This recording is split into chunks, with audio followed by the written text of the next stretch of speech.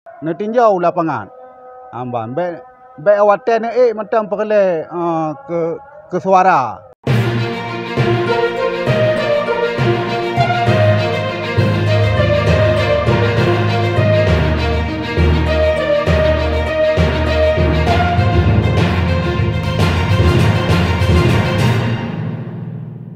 Assalamualaikum warahmatullahi wabarakatuh.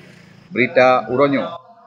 Warga Gampung Bukit Kulam, Kecamatan Darul Aman, Kabupaten Aceh Timur, bilake ba anggota DPRA Dapil Aceh Timur, begetim terun u Gampung Goknyan gejak kalen tutua yang karut selama leher hunyo. Lagi gepegah oleh Bang Nawi sebagai anggota tuhaput Gampungnya. Goknyan gelake anggota dewan begetim jak kalen mantem kipan kondisi tutua ba Gampung Goknyan. Ada hana gepegot hana buku. Yang penting getim jak kalen. Nyo kita tahun 2019 apa. Jadi kamu ngetan susah ka. Yang pertama ka untuk santri udaya amban. Anek kula. Hanian orang kampung lalu lalang rano menyang musim ujian cit memang rebah aju licin ka.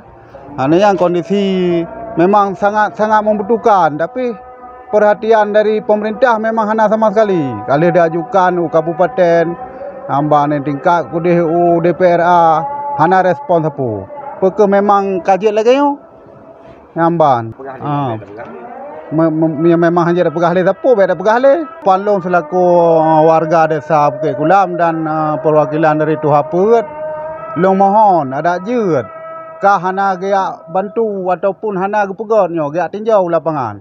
Dan menyahana anggaran dari kabupaten DPRA yang kali menjanji bak kamu desa Bukit Kulam yo, bak warga desa yo yang bahwa gepegat tutunyo memang hana anggaran dia tinjau matang dia kalian boh tabuh bau supaya mengaji lepas urang.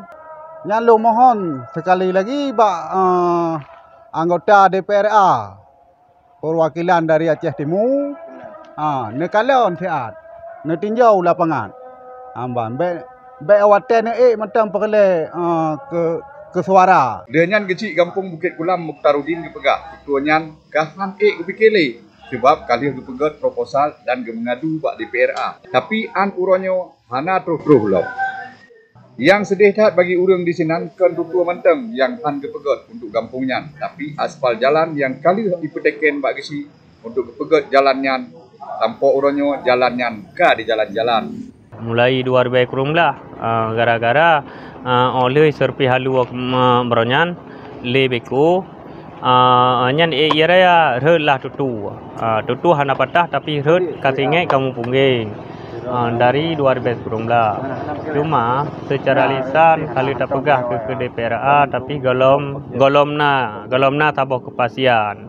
Tapi harapan kamu masyarakat Bukit Kulam ada je berdingin pegot karena selalu sabi melintas orang ramai.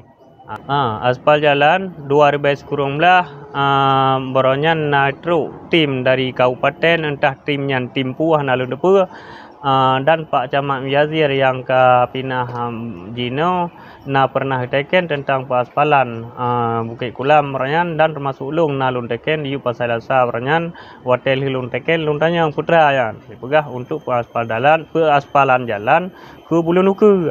Luntanya yang lam natrip Bulu Nuku pegah kai tebi tapi sampai had orangnya hanya tebi lam. Tutu yang menghubung lebo gampungnya cukup perle dipegat baga. Karena tutunya nak ke urang nadi urang bego bak gejak ublang dan untuk jalan anak miat jak budaya.